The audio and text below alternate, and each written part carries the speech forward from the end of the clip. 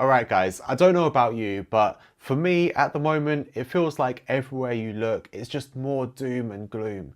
Obviously people worried about COVID-19, the market's going into panic and crashing, the economy suffering, people losing their jobs and having their hours cut, people at home self-isolating and not knowing what's going to happen next. It can start to feel like everything is just a bit heavy at the moment. We wanted to have a bit of a break from that and have something a bit more lighthearted. So one of the favorites on this channel from you guys is our Success Snippet series. So we put together a series of clips from Steve Eisman. Now you might recognize that name and think, hey, what is that? That rings a bell. He's one of the characters from the book The Big Short. He's not a fictional character, I mean, he's a real person. He's one of the people that succeeded in the financial crisis. And in fact, when that book by Michael Lewis was turned into a film, he was the person that was played by Steve Carell. When do we get a chance to FaceTime with some of these lovely folks? So practically the main character. We wanted to remember that not everyone suffers during that time, and it can be a time of great opportunity as well. And this time will be no different. Now, of course, the purpose of these Success Snippet videos isn't for you to learn the entire approach from that person. It's just for them to pass on nuggets of wisdom, tips and advice, or bits of motivation that you can take on board to improve the way that you're doing things. So without further ado, let me hand you over to Steve Eisman.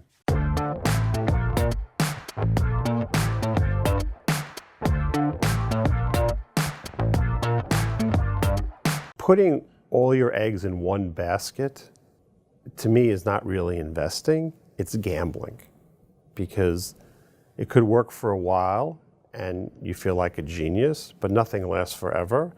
And then things change and all of a sudden you're losing all this money in your one investment. It's not worth the risk. There's a real concept of just risk reward.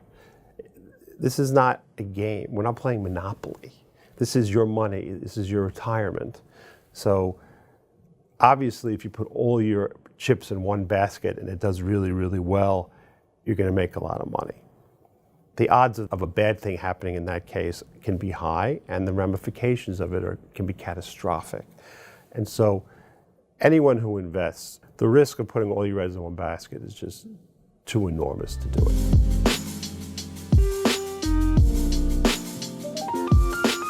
If they find something where it seems like it's too good to be true, it's probably too good to be true, so be very careful.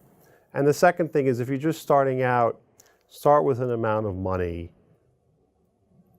a small amount of money, so that if you lose a lot of it, you don't lose sleep.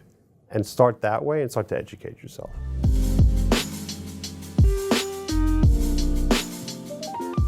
There's no getting away from, I think, human analysis and interpretation. I mean, I'll give you an example.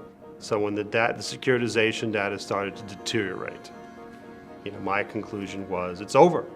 The housing bull market is over, housing prices are going to go down, there's going to be massive losses. That was my conclusion. Other people reach a different conclusion. They looked at the data and they said, well, historically the data has been great. This data that was created in 2006 is starting to look bad.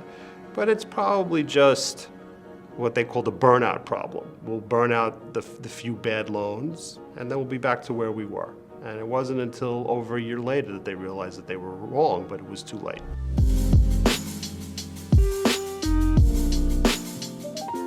The hardest thing in the world to do, I find, is to try and think outside your own society's paradigm. People like to call that thinking outside the box. I'm talking about something that's broader than that. Thinking outside the box is sometimes people are long years short. Thinking outside your society's paradigm is really questioning the underlying assumptions under which everybody seems to operate. It's something that I've tried to do my whole career. Sometimes I'm successful at it, and oftentimes not.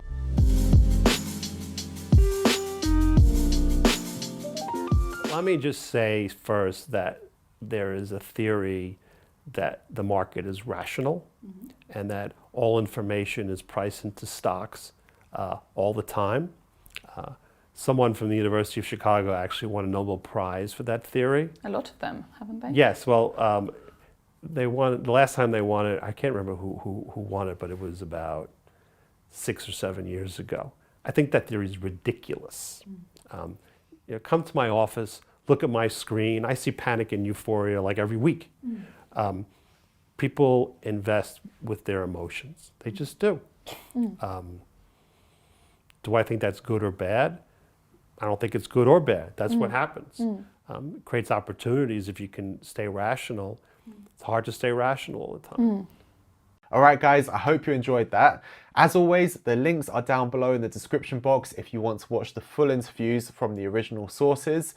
And if you did like this and you want to see more, hit the thumbs up button and don't you forget to subscribe to the channel so you don't miss out on future videos. Thanks for watching. See you soon.